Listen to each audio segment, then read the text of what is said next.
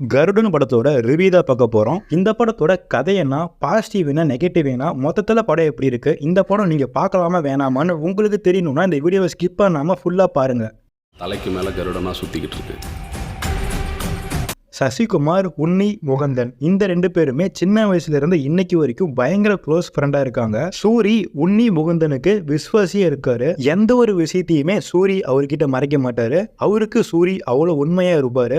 ஏன்னா சூரியோட சின்ன வயசுல சூரியை இவரு தான் எடுத்து வளர்த்திருப்பாரு. அந்த விசுவாசத்தோடைய இன்னைக்கு வரைக்கும் சூரி அவருக்கு விசுவாசியா இருந்துட்டு இருக்காரு. இந்த 2 நண்பர்களுக்கு நடுவுல ஒருத்தர் வராரு. அவரால இந்த 2 பேத்துக்கும் பிரச்சனை உருவாகுது. ஒரு கட்டத்துல உன்னி முகந்தன் சசிகுமாரை கொலை பண்றாரு.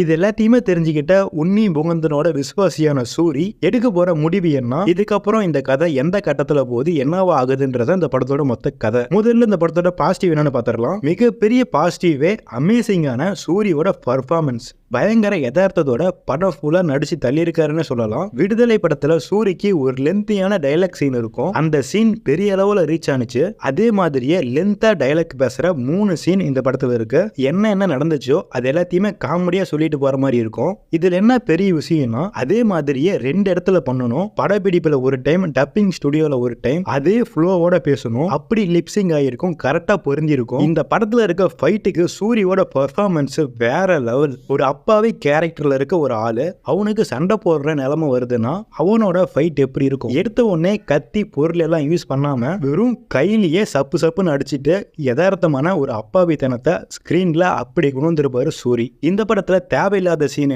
ஒரு சீன் கூட நீங்க சொல்ல முடியாது. அந்த அளவுக்கு ஒரு சீனோட ஒரு சீனை கனெக்ட் பண்ணி கொண்டு போயிருப்பாங்க. ஸ்டார்டிங்ல சூரிக்கு சின்ன வயசுல சாமி வரும்னு சொல்லியிருப்பாங்க. அந்த சீனை சொன்னதுக்கான காரணம் என்னன்னா, இன்டர்வெல்ல சூரிக்கு சாமி வரும், அங்க சில விஷயங்கள் நடக்கும். இதெல்லாம் கனெக்ட் பண்ணி கொண்டு போயிருப்பாங்க. கிணறு காமெடி ஒன்று வரும். அங்க இருந்த காமெடி எல்லாமே புதுசா இருக்கும். காமெடி ஒர்க் அவுட் ஆயிருக்கும், நல்லாவும் பண்ணிருப்பாங்க. தமிழ் சினிமால ஹீரோயினி பேட்டர்ன் எப்படி இருக்கும்? முக்காவாசி படத்துல கதையில அவங்களுக்கு பெருசா முக்கியத்துவம் இருக்காது. இந்த படத்துல அப்பப்ப ஹீரோயினி வந்தாலுமே அவங்களால சில விஷயம் சூரிக்கு தெரிய வரும். இந்த மாதிரி தான் ஒவ்வொரு கேரக்டரையுமே கொண்டு போயிருப்பாங்க.